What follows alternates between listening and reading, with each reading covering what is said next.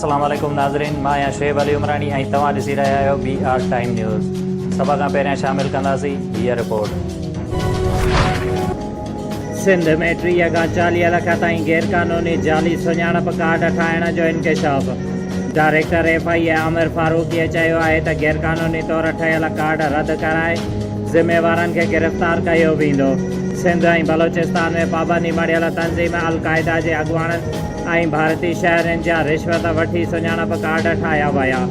FIA गैरकानूनी card ठाहिण में 3 ऑफिसरनि समेत 3 ॼणनि जी गिरफ़्तारी बि ज़ाहिर करे छॾी। सीनियर रांदीगरनि ते बदल क़ौमी क्रिकेट टीम इंग्लैंड जे जूनियर टीम आॾो ढेर थी वई।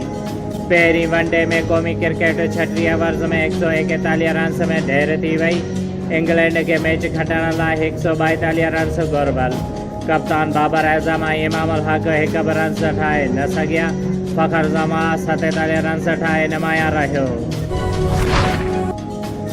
वफ़ाक़ी हुकूमत पारां जस्टिस काज़ी फ़ाइज़ी सां ख़िलाफ़ नज़रसानीअ लाइ दरख़्वास्त दाख़िल। सदर वज़ीर आज़म कानून वारे वज़ीर एहतिसाब बाबति ख़ासि मुआविन शहज़ाद अकबर तरफ़ां अदालत खे क़ाबिल इस्लाह नज़रसानी दरख़्वास्त ॿुधण जी दरख़्वास्त कई।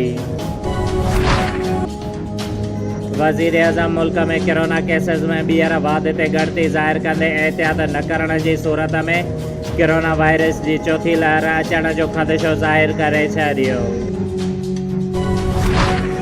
उमरकोट वेझो पिथौरो में 2 महीननि खां पघार बंदि हुजण सबबि API जे वैक्सीनेटर एहतजाजनि पाण खे बाहि ॾेई छॾी। घटिती वारी हालत में अस्पताल मुंतक़िल। वैक्सीनेटर साहब ॾिनो बम्बरो पेट्रोल हारे पाण खे बाहि ॾिनी। मुतासिर जो चवणु आहे त खेसि पघारूं जारी कयूं वञनि।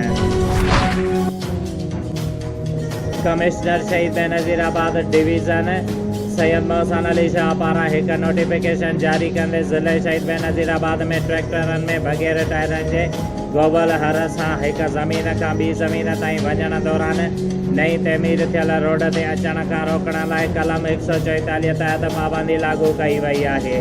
उन सिलसिले में हद जे SHOs खे कलम 144 जे ख़िलाफ़ वर्ज़ी कंदड़नि ख़िलाफ़ सेक्शन 188 PPC तहत कार्रवाई करण जो इख़्तियार ॾिनो वियो आहे।